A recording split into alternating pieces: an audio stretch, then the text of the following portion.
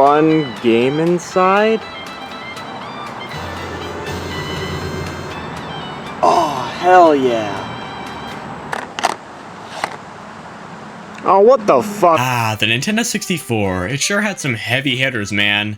Mario 64, Ocarina of Time. Okay, Donkey Kong sucked, but all in all, Nintendo's main series had some really solid entries on the console. But I mean, come on, it's inevitable some games fly under the radar. Even some games from flagship series just aren't really talked about a whole lot following their release. One of these games is Nintendo 64 2D platformer Yoshi's Story, Nintendo's attempt at following up on what was one of the Super Nintendo's most impressive and most critically acclaimed games, which in and of itself was a follow-up to one of the greatest Mario games ever made. Suffice to say, there was certainly pressure on Nintendo to get this right. Regardless, rather than take inspiration from either of the prior two games, Nintendo would go in a sort of different direction with the game's structure, leading to some lukewarm reception, to say the least. With Yoshi's Island as beloved as it was and still is, it's only natural that a big shakeup to the gameplay would probably turn a lot of people off.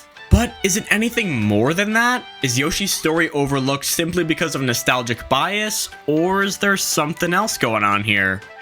Let's take a look. Yoshi! So Yoshi's Story takes place in, well, a pop-up storybook. How fitting. Pretty cute idea. The Super Happy Tree has been stolen by Baby Bowser, not the Super Happy Tree, and so it's up to these newborn Yoshis to retrieve it so they can not be depressed. That's quite literally the plot. I mean, it works, man, sure, simple and cute. I guess part of me just finds it a little bit off-putting that you control baby Yoshis this time around as opposed to full-grown ones. Like, you're telling me these little guys have what it takes to get through this game? I mean, they can barely walk, look at this. So yeah, the gameplay, where my first issues lie. These guys are slippery as hell for, like, no damn reason. It feels more like you're guiding Yoshi rather than actually controlling him. I mean, what was wrong with how Yoshi's Island controlled? That shit was snappy. Ah, man, good shit. Every level here feels like a damn water slide. Sure, a game like Mario Sunshine might also be slippery as hell, but at least there was FLUDD to keep things interesting, and that spin jump, probably the most satisfying Mario move to date. But there's nothing here to distract from it because that's just about all there is. Running, jumping, and fluttering around. Alright, I'm lying, I just found this floating ball thing. Surprise ball? You can't eat it, but if you use your tongue, you'll be surprised. Okay. Oh my god! There's a few other things like this umbrella thingy, floating platforms, and a few other gimmicks. With this flower, you can encase yourself in an egg and fling around a bit. Pretty similar to Smash Bros, I kinda like it. The health bar is pretty cute too. It's just like that one minigame from the DS, you know? Then there's this monstrosity. Put him out of his misery, there you go. So, structure. Something I usually don't gotta talk about because most games I review are usually pretty straightforward, being linear or more open-ended, and while this game is indeed linear, it's not in the way that you'd really expect, and I'm not so sure how to feel about it. To beat each level, you've got to eat 30 different fruit as Yoshi, which you can find on the ground, in bubbles, or being carried by enemies. Or even by beating these little challenges. Pretty fun. There's 6 worlds, or pages, my bad, and each one has 1 level. 1. Oh, that is unless you explore a few nooks and crannies to find these special hearts.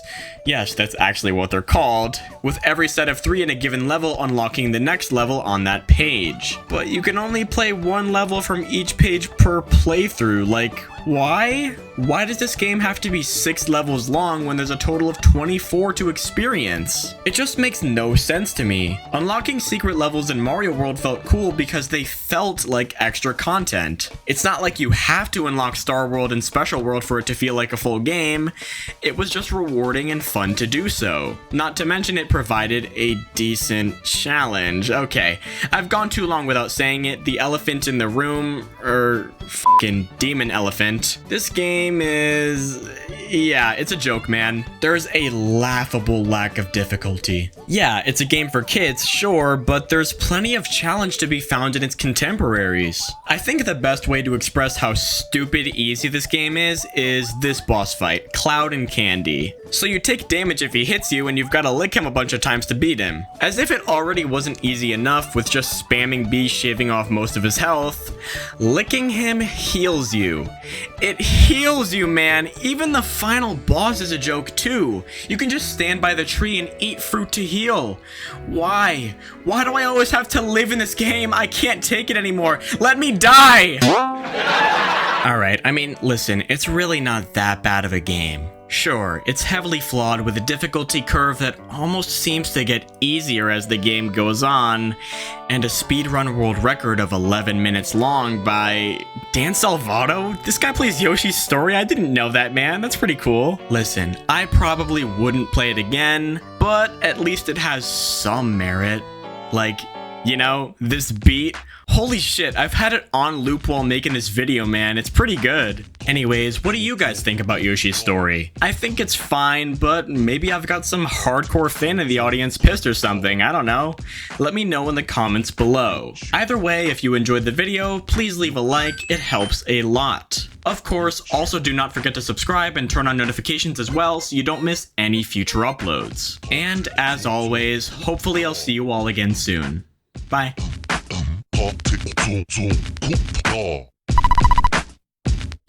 Yoshi.